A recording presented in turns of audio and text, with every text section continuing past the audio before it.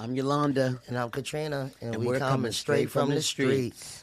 Today we have a special guest. We've been trying to get him in here for a minute, but due to construction and other things that's been going on in our lives, we couldn't get him in here. But he's here now. And we are so excited to finally be here with you, Calief. I mean, like, for a minute there, I was a little worried. I'm like, why is all this stuff happening that we can't get this young man on this podcast? But, you know, when you get ready to bring a powerful word, the devil try to intervene. Exactly. And he's been working, but he can't stop this because right now we got you. And Can't stop, won't stop. Can't stop, won't stop. That's my favorite. Hey. So, I hope I say it right. Calief Housen. Housen. House. Oh, just like me. Housen. Yep. Okay, we. I always say, people be like, so how do you pronounce your last name? I'm like, house with an N. And I say house with an R. That is so crazy. So, again, it's an honor to have you here. Lifelong community member. Yep. Right? Born and raised. Born and raised. So, Calief, let's talk about Career in Touch because there's a lot of different programs and a lot of different things that you guys offer. And we want the community to get out there so that some of the kids can get involved. For sure.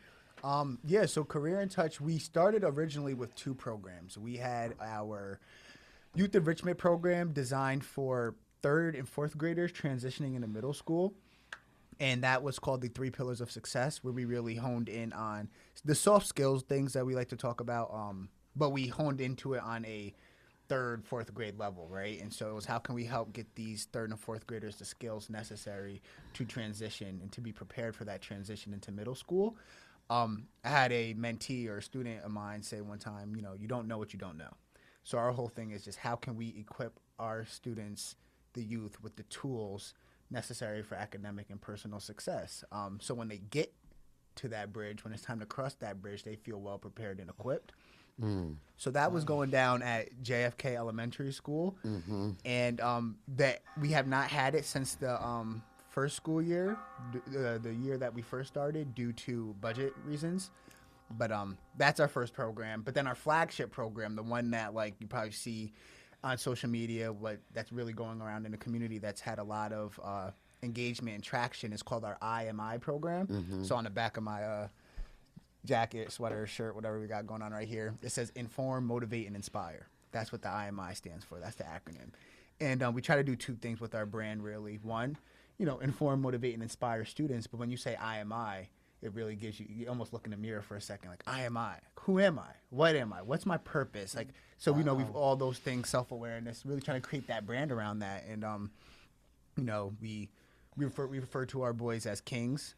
We are bringing girls into the program now. That's been a big thing. But we refer to our boys as kings, and I could ramble on and on all day, but that is kind of essentially what we're trying to do and create a platform where students are getting the tools necessary for their success. So, Calief, can you give us a little background on yourself and what made you decide to do this for your community? For sure. I mean, shoot, as far as my community is concerned, I love Kingston. It's definitely a love-hate. You know, I've lost people in you know, really tragic ways. My brother was killed last summer. My best friend, I lost my best friend here when I was 19. So I've definitely been through a lot here in this city, in this community. However, it's home. I feel like it's made me who I am. It's shaped me. It has instilled a sense of values and morals and ethics. I remember being in high school and I heard Tupac. I was watching a Tupac interview, and he was like, I might not change the world, but I'll spark the mind of the individual that does. Come on now. Yeah. And that really resonated with me, and I just feel like, you know, there was a quote I heard before, grow where you're planted. And so I feel like, you know, if I want to make change, if I really want to change the world, I got to start in my own backyard. So Wow. Born and raised here, and what really inspired my work, ultimately it comes down to feeling like I have something to bring to the table. You know, with my upbringing, my experience, I grew up public housing my whole life down in Broadway East. Now it's Springbrook Village. Springbrook Village, but it still smells like Broadway It's East. But yeah, you know, I grew up there. I grew up there my whole life, and I graduated high school in 2019. I went off to college. I graduated from the University of Albany with honors. Yes. And I got my Bachelor's of Arts in Political Science and Philosophy. Yup. Right. I was studying for law school, and I prepared to go straight to law school after I graduated last May. But I met my co-founder in class, and I was really impacted by that relationship.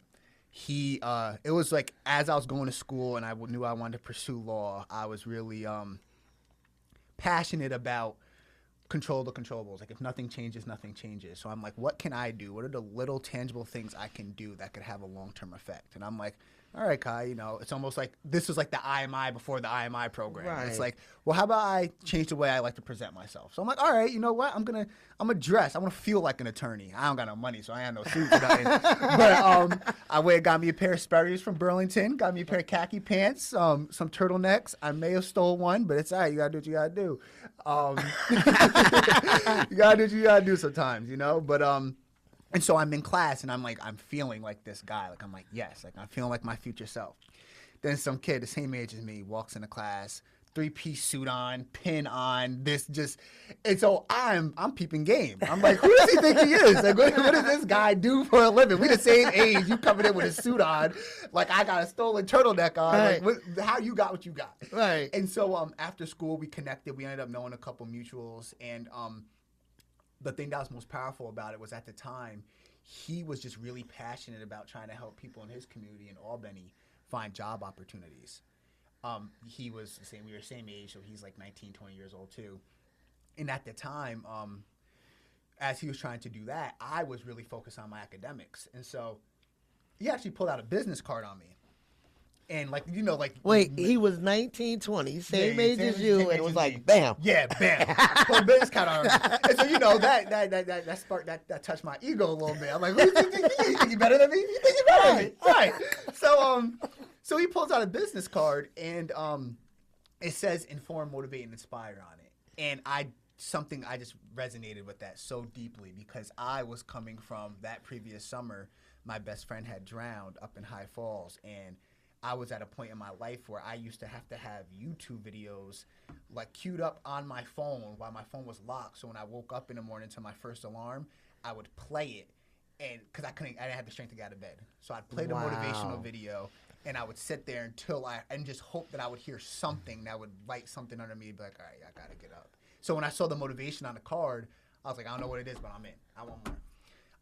And from there, that's where like peer-to-peer support really came from. It was really like, I didn't grow up with a father or a positive male role model, but I met this guy in class who looked like me and had a suit on, and I was like, all right, we can do this. You doing it, I can do it. And so as far as our model at the Career inTouch and our flagship program, the IMI program, our model is we take high-achieving college and high school students, high school seniors, and we put them back at their old middle school, and they go back to Bailey or Miller, and they help the 8th graders transition in. And wow. that peer-to-peer. That's powerful. Yep, and the peer-to-peer was really sparked through me and my co-founder, and he was always, like I said, he was always really passionate about just wanting to give back to the community, and I think it was the philosophy background. I was always really I was a critical thinker. Like I was always like, how can we put pieces in certain places, and how can we really have long-term impact and scale things out? And so we had an opportunity with the Kingston City School District to just go to the schools for an hour, and we were just young black men in suits, and that's something a lot of kids don't see here. Wow. Yep. And Yo. it took off from there. Yo, this is like amazing to me. Like 19, 20, like when most teenage boys going into young manhood and in college, that's their party years. Yeah. They're running around trying to get a notch on their belt, and and you ain't lying. yeah. So, because I've been to college. I went to SUNY, I got a little bit of the college life in me. So it's like to know who you are and to know your upbringing and to sit here and hear you say 19, 20. I was thinking like outside the box, above the rim. I was thinking about making a difference. What could I do to make a change? most youth, because that's when you was at youth, because you're still a young man, but you was youth then, you know what I mean? And you was thinking about what you could do to better your community, and you're doing it. That's the impressive part. You thought about what you could do for your community, how to implement it, and you're doing it.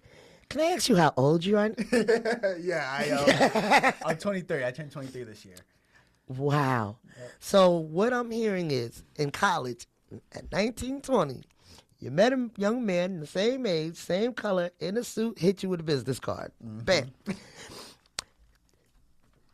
3 years later, you and this young man have evolved into something to be reckoned with. Like, y'all are doing it. I follow you. I follow you on Facebook. I know when you're hearing this state and that state and the kids is doing this. And you don't know, but I'm there, bro. I'm there. So, yes, I'm there. I'm there. Trust me when I'm telling you. I'm there because, again, 23. 23. There are so many other things you could be doing outside in them streets. Yeah. That could be tearing down this community. But your heart was different. And God is using you in an amazing way to save the youth. I appreciate And the reason it's going to work is because, again, you're still youth. You know, you're a young man, you're still youth. And like homeboy with you, when he handed you the card, it made you say, oh, wait a minute. So the same thing that brought you where you at is going to bring these other young men. And gratefully, the young women that you're starting to bring in. Yes. When's that going to start happening? It started. So this week, Tuesday and Wednesday, was the commencement of our programs this year. And so we have, actually, it's my little sister. She's 20. She's 20. She's 20 now. Yep. She's 20 years old. She goes to SUNY Ulster. She's studying psychology. And she goes to the middle schools now, and she is kind of creating a culture for the girls, you know. I'm excited to see what that looks like. I know with the boys, we got our kings, we got our handshake and all that. And so I'm excited to see what type of culture and brand she makes. Well, I mean. So that's coming soon. Wait a minute, I got a question. Go ahead, girl. Go ahead. Do your thing. Do your thing. I have a 16-year-old who just moved back to Kingston. She's from here. Granddaughter. Congratulations. Who I want to get involved with, because she's here now, and there is a lot of programs that's out there for them to evolve in. So I'm looking for something for her. For sure. I mean, right, the whole thing, the biggest challenge that we've always faced, especially being a small organization, like the program took off. Like when we started, I had a basketball and a slice of pizza. Like I didn't have, it was just me. This was the program. My enthusiasm and energy and love, like that was the program. Since then, we've been able to provide a little bit more, but you know, like most things, you know, financial things is like right, or else we'd be able to do a lot, I believe, with our model. However, the way our program kind of works is we go into the schools and we try to identify who are the students who are the most at risk. And I use quotes around at risk because we try to keep it really broad, really vague, because what I learned from my own personal experience is it looks really different. You know, what at risk means, you know, there's food insecurity, there's also just mental health stuff, all of that. And I benefited heavily in my academic career through having relationships, you know, with all types of people, all shapes, sizes, and colors. And so I wanted to make sure that our program was as inclusive as possible, which is why it was killing me that we couldn't afford to have girls in the program. So I say all that to say, we have a focus target on students who struggle academically, socially, or behaviorally. So if there's that child who sits at lunch by himself or by herself, if it's the girl who is beyond brilliant, but you know maybe has her attitude, or if it's the kid who really wants to work and get his stuff together, but he just struggles academically, we put all of them in the same space and work with them. As of right now, it started off with just serving 8th graders in their transition to 9th grade. What we then discovered is we want to focus on retention. If we're giving these kids these skills, how can we then retain it? because we all know these kids is growing. All it takes is one summer. Right. You know what I mean? So Right. that was something that we did. So then, and the numbers are really important to me, not because I think we can't qualify. I think I use the right word, but we can't put a number to all the changes we're able to make for our kids. But what we're able to say is our kids have a 96% attendance rate.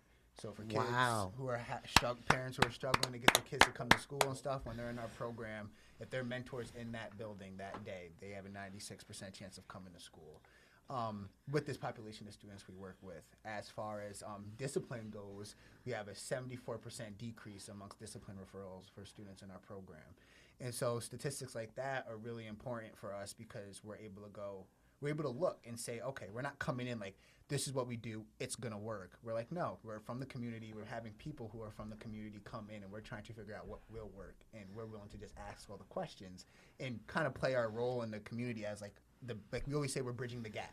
Right. You know? We're still, we're not, they don't necessarily look at us like we're the adults and all that stuff, but we're definitely not 16, 15, 13 anymore. Right. And so we realized, like, okay, if we get them in 8th grade, form the relationship, start planting those seeds, by the time they get to high school, 9th grade, there's a lot of studies that show that 9th grade is the most important year for students as far as what they're able to achieve and do. If you get held up in 9th grade, that's a long 4 years. But if you can get that smooth transition in, and then there's more studies that show at 12 and 13 is when a child's most influenced. So I always say the kid's looking up to someone. Question is just who, but they're watching someone and seeing what they want to do. So if we could get them in 8th grade before they get into the high school, we really get to lean on that prevention and plant our own seeds. Like, this is who this kid is going to look up to. So with all that being said, find them in 8th grade. We help them transition to 9th grade, keep them in 9th grade. And then from there, I fell in love with the first group of kids that we worked with. And I was like, looks like we're going to 10th grade too. But, the model is, at the end of the day, the model is for high school seniors. By 2027, our first cohort will be seniors, and they will now be the ones going right back to their middle school. And then after that, every year, a kid who is a mentee in our program will then have the opportunity to come back and be a mentor. So we're still laying out as far as, like, again, right, it's all budget things as far as getting upperclassmen. Right now, we don't have anything necessarily, and I say quotes around anything for juniors. But the truth of the matter is, these kids seek me out. I'm a resource to all of them. With today's technology and social media and stuff, they know how to find me. They reach out. They'll see me at the gym. Kai, like, I'm thinking about going to college. I'm like, that's that. Now I'm having a 30-minute conversation with a kid who wants to go to college. So it's really beautiful how we're able to serve as much people. So the co-founder that you met from Albany that was trying to help his community up there, does he does the same thing in that branch, or is it just all right here? Like, how does it split up, or how does it resonate? How does that work? Yeah, so it started off as a community initiative in Albany as far as just school supply drives, Christmas drives, Thanksgiving drives. We were just really trying to give back. He always had his dreams and aspirations to go do other things. I really think he truly just did what he was doing from the kindness of his heart. Because I would tell him, like, yo, we doing all this for free, like, we could really scale this out. Like, a backpack is nice to give a kid, but imagine if you could give a kid your words for an hour, even if it was just an hour a week. But for him, it was never about, it wasn't, I'm not to say it wasn't about scaling out, but he really felt like if he was just impacting one child, it was enough. I was really passionate about, like, generational mobility. Like, how can we make a generational impact? How can we impact 5 kids who can then impact 10 kids, who can then impact 20 kids, and, like, just believe in the rippling effect? And so with that, he is back in Albany right now. He works for another nonprofit up there that similar. I think it's called Seat, and they do something helping kids. I don't know if it's a transition program as well or what, but I know that they work for kids. So he still, in a sense, gets to do what he likes to do. And hopefully, I think over at Seat, he got the infrastructure and the budget to help him out. So I'm sure he's doing great things over there. We are grassroots, start from the bottom still. Right, So we're grinding right. it out. So it's pretty hard, but I'm passionate about what we do. So Wow. And like you said, can't stop, won't stop. can't stop, won't stop. And I am passionate, especially about it being here in Kingston. I have ambitions, goals, and dreams of my own. I actually was just earlier today, I was doing my law school and business school applications. I'm going back to school next fall, Wow. and so there's a lot of, and I'm still gonna be local. Well, so. are you still going for police or lawyer now? Like what? Huh? What? I still want to go get my law degree, but I'm passionate about what we do. I don't see what I do change as much as it's just like, I told my mom I'm gonna go be a lawyer. I'm gonna go get my law degree. So there's parts of that's just doing it for my mama. But Oh, Yeah. that's sweet though. Yeah. But just think about it too. If you do have a law degree, and you can still help your community with that too. for sure, Yeah, so it opens doors. right? It opens doors. But I'm just passionate about this because I feel like this is the seed that I've been able to plant in my community, and I believe that it's just gonna keep going. Okay, Calief. So what can the community do for you? What can the community do for me? That's a good question. You don't often think about what the community can do for you. You always think about what you can do for the community. Well, you need help too. Like, I mean, like right now we're putting you out here. People are gonna hear this. It's gonna have people knocking on your doors. For sure. So like, what can we do for you here though? Like, if you need us to do anything for you, like, no, can y'all do this? For sure, yeah. I mean, we are a registered 501c3 nonprofit organization. So Okay. as far as grant funding and things like that, we're able to accept it. We have all our ducks in place. But as far as what the community could really do for me, I think it's just have the same level of importance and passion towards our younger generation and their success. I think if everyone here in the city of Kingston made it with intention, how can we continue to benefit and support the youth here in the city of Kingston? That's making my job a whole lot easier because there's one of me, there's a lot of us. So Right. I would really just say that. I mean, just keep investing in our youth. We're the future. Like, our whole slogan at Career inTouch is gearing towards a brighter future where the possibilities meet purpose, like tell these kids that they can be anything they want to be, spark that mindset, get those gears turning, plant those seeds, and you'll be surprised how much your investment pays off in the end. So really And I still have another question because, like, there's so much with this. There's levels to this. I love it really is. I love the questions. It makes me Because think. I know that you deal with the children that are in school. Yeah. So, like, say a kid dropped out of school and they don't have no direction, don't know what they want to do out of life, and somebody said, "Well, why don't you get in touch with Calief from Careers inTouch?" What would you, would you just be able to bring them children in, even though they're not in school? Would that still be? I definitely think when I think long term about Career inTouch, like oftentimes, I love how you ask the question, the different types of programs you have, because Career inTouch as an organization itself, it's all about student retention. How can we retain these students? How can we make sure that here we are, we got them in kindergarten or whatever, and trying to get them across that stage, and it could look different for every kid. There's all types of alternative programs. We got great programs like Youth Build. All of them are great, but how are we making sure that these kids are being retained and Right. they're getting to where they need to go? Right. And so that is what I wanted our organization to really be about. And so the IMI program was the start of that. It was like, all right, we got to get the kids. So it's like, okay, if we get the kids and we have the model that's working, we're doing a lot of prevention work to get them up into the high school. At that point, I believe in our city that there are a lot of resources and opportunities. I think I feel like what we try to do is bridge the gap. So when you say like a kid who probably not necessarily in school, I would love to be able to have something more structural, something with more structure that's formal to be able to help that child. However, I've gone to Youth Build and done like team building workshops and motivational workshops and stuff like that. And so I like to say, as far as right now where we're at, I like to make myself a resource.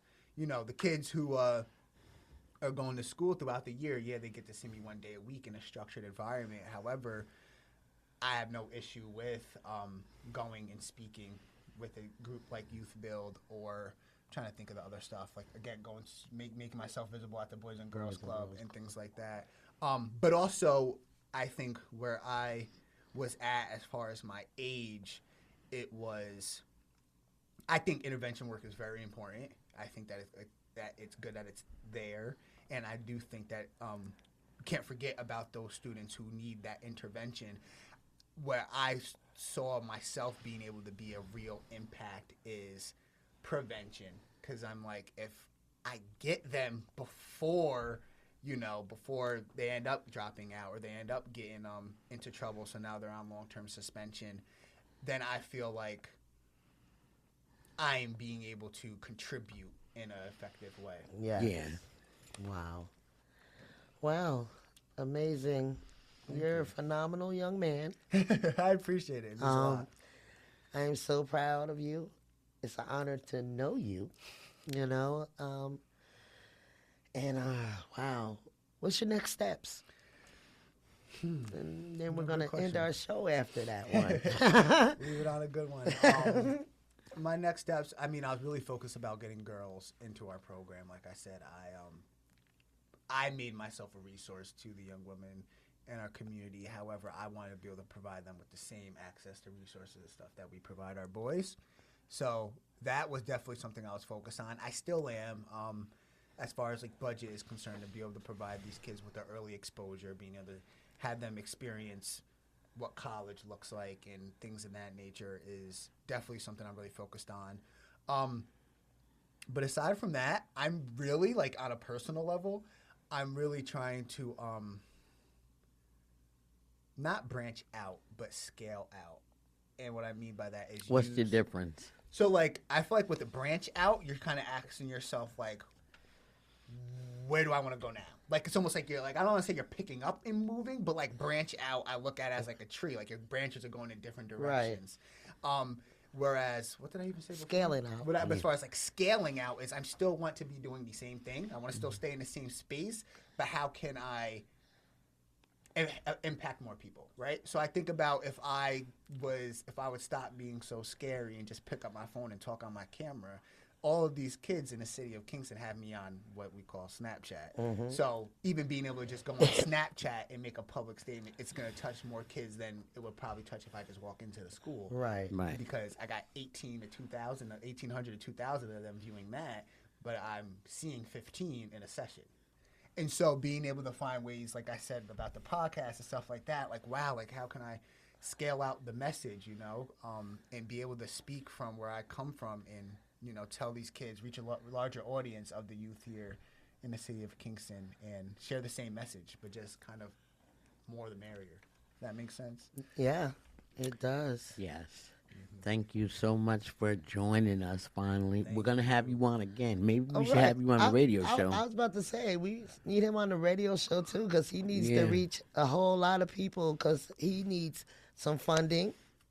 Nonprofit, he needs some more help. He just needs a little more help, period. You know what I mean? So would you be able to come on the radio show? Of course, absolutely.